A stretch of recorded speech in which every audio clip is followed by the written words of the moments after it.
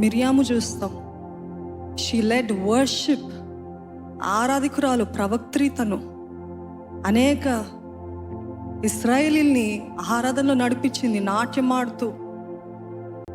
సారా తన భర్తను ఏమని పిలిచిందండి?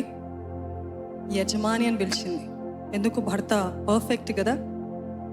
No, he was an imperfect man, yet she called him lord. Lydia చూస్తాం బైబిల్లో.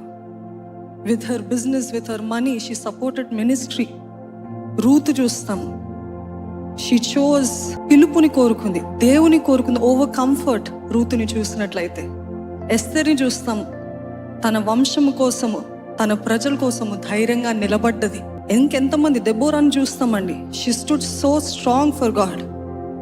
వారు కుదరదు, ఎక్కడైతే మగవాళ్ళు భయపడుతున్నారో, వారు మగవాళ్ళు చెయ్యంది ఒకవేళ చేయలేరు అని అంటే కొన్నిసార్లు దేవుడు ఆడవారిని నిలబెడతారు. అదే చూస్తాం దెబోరా జీవితంలో కదా. మరియాని చూస్తాం, క్రీస్తు ప్రభు అయిన యేసు ప్రభు యొక్క తల్లి మరియా. She chose obedience. నా పైన రాలేసినా పర్వాలేదు, నన్ను ఎన్ని మాటలు అన్నా పర్వాలేదు, కానీ నేను విధేయత, నీ చిత్తమే నా జీవితంలో జరుగునుగాక అని చెప్పింది. ప్రిస్సిల్లాని చూస్తాం, తన భర్తతో పాటు తను కూడా షీ వాజ్ టీచింగ్.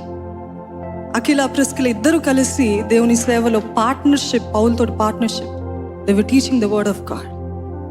జూనియాని చూస్తాం, అపాస్టిల్. She was an అపాస్టిల్.